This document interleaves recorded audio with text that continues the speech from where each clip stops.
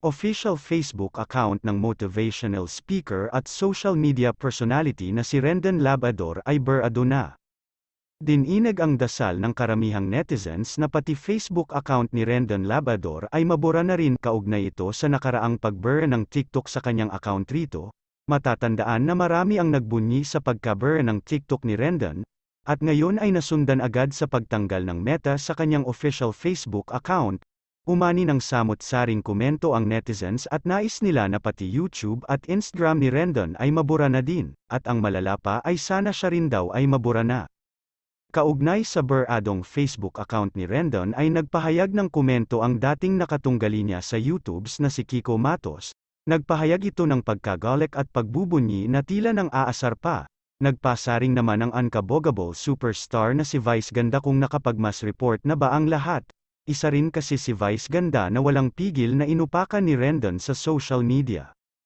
Pumalag naman ng husto si Rendon kung bakit binura ang mga account niya. Wala naman siyang ginawa kundi ang magsalita lang daw ng totoo.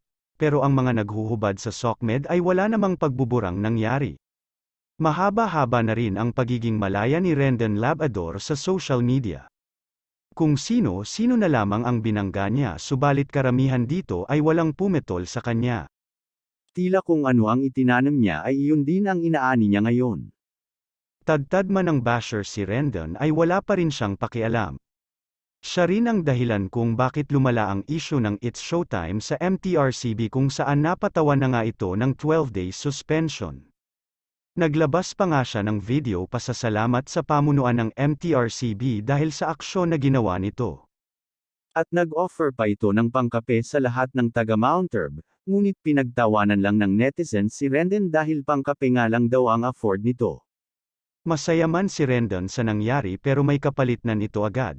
Ang pagka-burn ng dalawang social media account niya at tila masusundan pa ito dahil sa mass report ng netizens, tila minaliit ni Rendon ang fandom ng It's Showtime at ni Vice Ganda upang hindi ito mabigyan ng katapat sa pinaggagawa niya. Kasunod nito ay ang tuluyang pagkaka-burn din ng kanyang Gmail account.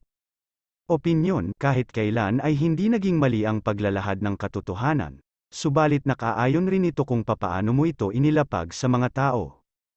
May demokrasya ang ating bansa sa pagpapahayag ng saloobin subalit kaakibat nito ang responsibilidad na maging maayos at magalang pa rin sa paglabas ng katotohanan na may kasamang ebidensya at hindi puro opinyon lang.